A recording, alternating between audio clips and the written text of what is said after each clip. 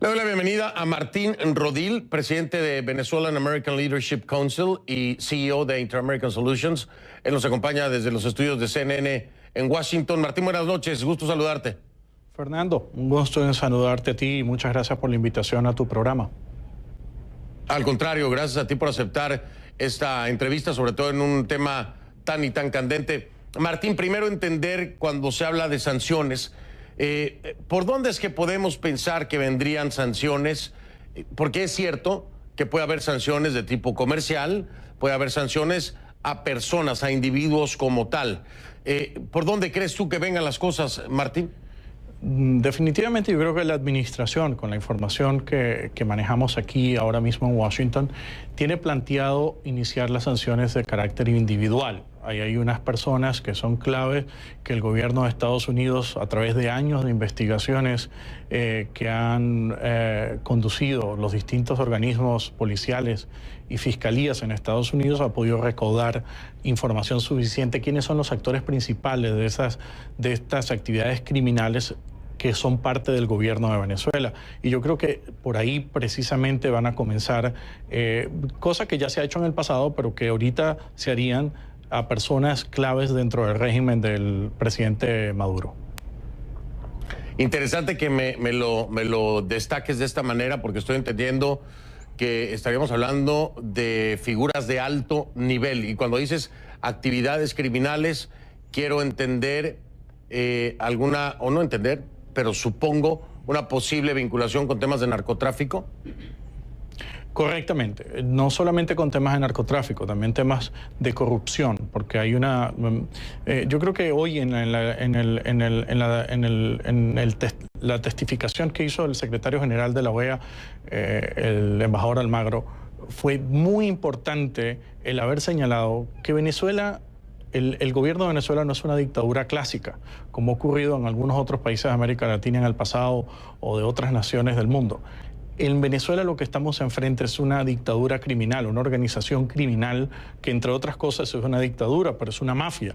Entonces, esta mafia que ha estado dedicada a cometer distintas actividades delictivas, entre ellas el narcotráfico, la corrupción, el lavado de dinero, la evasión de sanciones a países como Irán y el terrorismo internacional, como las ayudas a Hezbollah y otros grupos terroristas islámicos, ha permitido que el gobierno americano pueda tener suficiente documentación en torno a las distintas actividades cometidas por estos altos personeros del gobierno actual de Venezuela. Entre ellos, el senador Marco Rubio señaló al señor Diosdado Cabello, que lo calificó como el Pablo Escobar venezolano. Sin duda, él es una de las personas que está en la lista corta del gobierno americano para ser sancionadas. Pero también hay violadores de derechos humanos como el general Padrino López, el ministro de la Defensa, y muchas otras personas que están en los entornos de estas personas que son testaferros o personas involucradas en el aparato financiero de esta entidad criminal.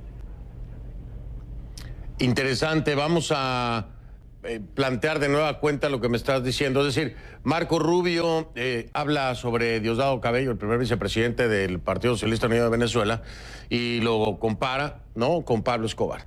Obviamente es un tema de narcotráfico y es un, como dicen en Venezuela, un run run. Es un tema que se ha venido escuchando mucho, las vinculaciones o posibles o presuntas de Diosdado Cabello con el narcotráfico.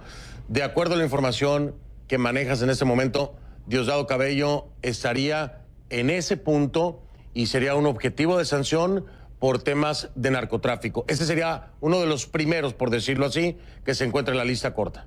Eso es lo que hemos escuchado de algunas personas con que hemos conversado dentro de la administración, que están considerando a este señor en particular como uno de los principales candidatos a ser sancionados, al igual que hay algunas otras personas no tan públicas y tan conocidas como él, pero que han estado participando en las actividades criminales en las cuales están inmersos la mayoría de los funcionarios que ejercen el poder en Venezuela. También hay violadores de derechos humanos. Es que realmente la lista de motivos por los cuales estas personas pueden ser sancionadas es prácticamente infinita.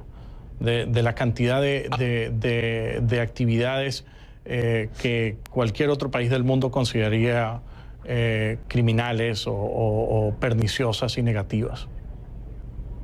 Ahora voy a punto particular, ¿no? ¿Cuáles serían las sanciones que podríamos esperar en contra de la figura de alguien como Diosdado Cabello por presuntos vínculos con el narcotráfico? Es solamente un tema de dinero, ¿no? De flujo de capitales, de propiedades, como las que hemos visto antes, ¿no, Martín? ¿No hay alguna diferencia en las sanciones que pudieran venir ahora? Efectivamente, fíjate, cuando hablamos del tema de Venezuela en términos de la magnitud de las actividades que esta gente, de las actividades criminales en que esta gente se ha metido, no solamente es el tema narcotráfico, también es el tema corrupción. Esta es una gente que durante más de 12 años o 15 años manejaron sin control alguno los ingresos del Estado venezolano, pero también todas las actividades que normalmente en una situación, en otro país del mundo, déjame ponértelo de la siguiente forma. En conversaciones que yo he tenido con algunos miembros del gobierno americano que se han dedicado a la investigación de estas actividades, han sido sorprendidos por el nivel tan alto de manejo de recursos que tiene esta gente. El Estado venezolano está quebrado, pero esta mafia no. Esta mafia cuenta con grandes recursos económicos que los mueve y los opera a través del sistema financiero americano, porque operan en dólares. Entonces, estas sanciones tendrían como objetivo disminuir o neutralizar la capacidad que tiene esta mafia de seguir usufructando de estos dineros mal habidos que han obtenido durante los últimos años. Además, estas sanciones, en paralelo a estas sanciones, las investigaciones federales continúan adelante con un objetivo de poder producir acusaciones formales y presentarlos en algún momento ante la justicia federal aquí en Estados Unidos. Bien, muy interesante. Déjame marcar una pausa, Martín, para regresar y entender entonces que la intención es, como tú lo decías, y me parece muy claro tu ejemplo, el país está quebrado, pero no esta mafia, al contrario, esta mafia tiene muchísimos recursos. ¿Cómo ir cerrándole los espacios a ese poder que abusa, ¿no?, del pueblo, abusa de la Constitución, que le reprime en las marchas, que tiene el dinero para seguir comprando gases lacrimógenos, en fin, todo lo que ya hemos visto? Esa sería la solución concreta y correcta, Martín. Te dejo la pregunta en la mesa. Es decir, terminar con los capitales individuales de cada uno de estos miembros del gobierno de Venezuela para encontrar una solución, para encontrar una forma de que se dé un movimiento o una transición democrática en el país. ¿Esa es la solución? ¿Crees que sirve siendo así como se está planteando? Me dices. Continuamos con Martín Rodil, presidente de Venezuelan American Leadership Council y CEO de Inter-American Solutions, desde nuestros estudios en Washington. Martín, sanciones individuales para coartar el flujo y la liquidez de quienes sean señalados en estas sanciones que prepara el gobierno de los Estados Unidos. Pregunta, ¿funciona? ¿Funcionará? ¿Esto pudiera dar paso a un movimiento democrático para los venezolanos?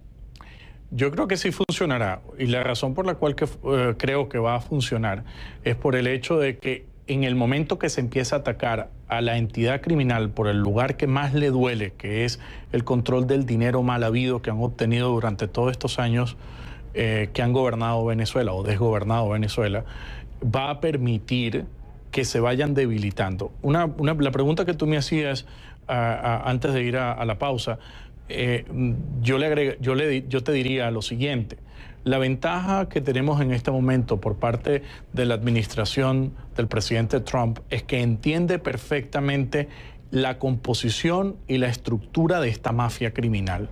Y entendemos, por lo que hemos conversado con funcionarios, que están preparando medidas que van mucho más allá de una simple sanción y congelar ciertas cantidades de dineros mal habidos de estas personas, sino ir a un proceso de decisiones más integrales que tengan alcances no solamente a los individuos, pero también a las entidades que controlan y a la capacidad que tienen ellos de moverse por varios paraísos fiscales a nivel mundial, como lo han venido haciendo hasta ahora.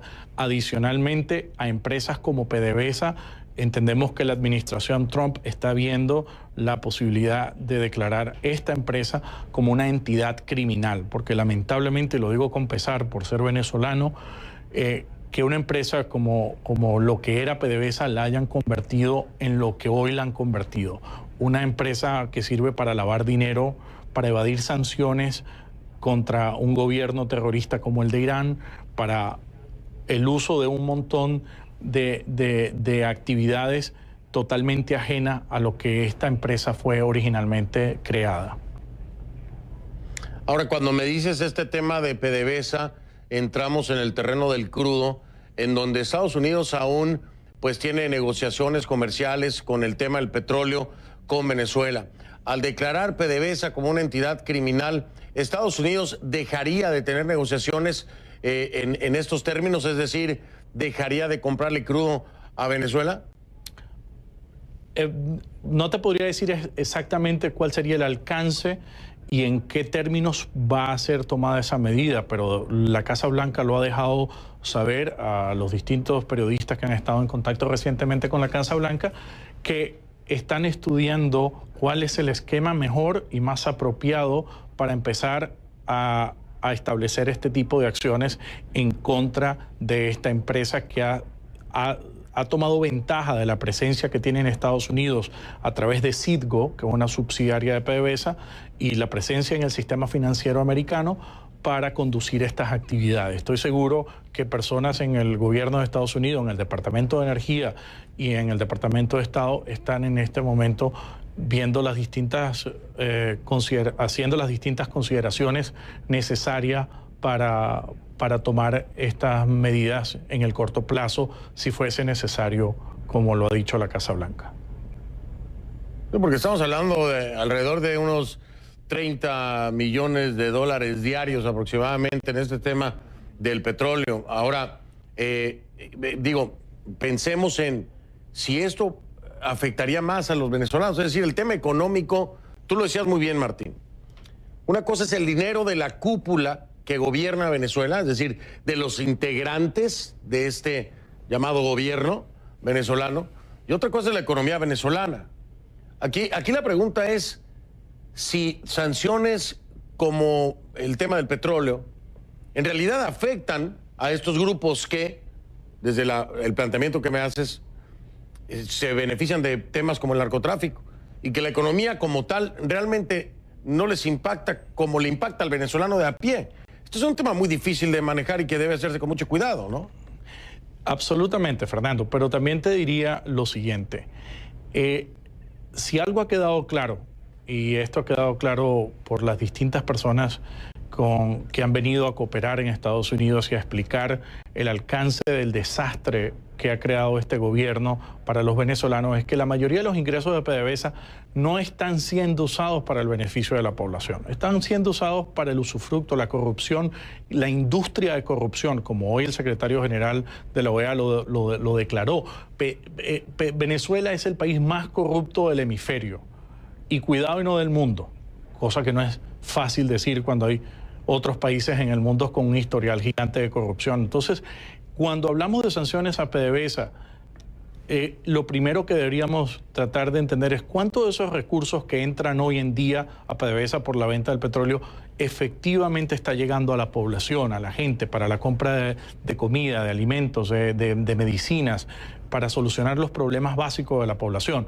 Yo diría que son muy pocos. El gran grueso de ese dinero se queda en las distintas estructuras de corrupción que ha generado esta mafia que controla el Estado venezolano. Interesante ese planteamiento, me parece muy interesante ese planteamiento, porque claro, uno pensaría de inmediato que la afectación al tema del petróleo con los Estados Unidos impactaría directamente a la población, pero si el dinero es utilizado no para la población, pues claro, acabará impactando a esas estructuras de corrupción. Ahora, Martín, aquí a lo mejor voy a pecar para algunos de exagerado, pero no. Desde la perspectiva en que tú me lo planteas, yo vería que hay más de un Noriega, ¿no? Por ponerlo en perspectiva, hay más de un Noriega que pudiera estar en esa lista de quienes podrían ser sancionados. Hay más de un Noriega que estaría actuando bajo esas mismas premisas, tal vez no con una conexión con la CIA, ¿no? Pero bajo esas mismas premisas en el tema del narcotráfico. ¿Por qué Estados Unidos ha sido tan tolerante si se tiene tan definido un gobierno, como lo defines tú, corrupto, un gobierno criminal, como lo ha definido también el mismo secretario general de la OEA? ¿Por qué ha sido tan tolerante Estados Unidos y es hasta ahora que empieza a tomar entonces ya medidas tan contundentes como las que me planteas tú? Bueno, interesante la pregunta que estás haciendo por la siguiente razón. La toma de sanciones corresponde fundamentalmente, o la designación de sanciones, al Poder Ejecutivo. Y hasta ahora el Poder Judicial ha sido el que se ha abocado durante muchos años a las investigaciones sobre esta mafia y sobre este estado criminal en que se ha convertido Venezuela. Y lamentablemente la administración anterior aquí en Estados Unidos, la del presidente Obama, usó o escogió tener una política a Venezuela de tolerancia hacia este tipo de actividades, en el sentido de que creía que era posible establecer canales de diálogo con esa mafia que regenta a Venezuela. Lamentablemente los hechos hablaron por sí solos y probaron y demostraron que fue perder el tiempo tratar de hablar con esta gente, porque esta gente no opera bajo las premisas de una organización política, sino de una organización criminal. La nueva administración está teniendo una aproximación diferente a la anterior en ese respecto. Está entendiendo que esta gente no entiende de diálogo ni de ningún tipo de comunicación. Esta gente entiende sobre la penalización de las actividades en las que ellos están inmersos. Y yo creo que eso es por la razón por la cual que ahora la administración estamos empezando a ver sanciones como el vicepresidente de Venezuela, Tarek El Alzami, que fueron tomadas durante esta administración, cuando la petición y la solicitud de la ejecución de esa sanción estaba hecho durante varios meses anteriores a la toma de posesión del presidente Trump, y simplemente la administración anterior no las quiso tomar, y esta sí fue adelante y las ejecutó. Muy bien, entiendo perfectamente el planteamiento que me haces. Martín, tengo otro invitado, pero brevemente respóndeme, ¿qué tan pronto podemos esperar estas sanciones? Yo creo que ha sido la Casa Blanca muy clara en decir que si el presidente Maduro continúa con su intención, sigue adelante, de hacer la Asamblea Nacional Constituyente, que es una violación de la actual Constitución a todas luces, entonces esperaremos en los próximos días una respuesta muy clara y contundente de la Casa Blanca y del gobierno de Estados Unidos en este respecto, ¿no? En otras palabras, yo creo que no después del 1 de agosto deberíamos de estar viendo las consecuencias. Claro. Sí, claro, sobre todo cuando pensamos que a fin de mes es que, bueno, debería saberse antes si hay algún cambio con el tema de la constituyente, ¿no? Pero si no, bueno, a final de mes entonces se tomaría esta decisión que ha planteado Nicolás Maduro. Martín, muchas gracias por tu tiempo y por haber aceptado la entrevista. Fernando, gracias a ti y siempre estamos a la orden. Muchas gracias. Gracias a ti, Martín Rodil, presidente de Venezuelan American Leadership Council y CEO de Inter-American Solutions.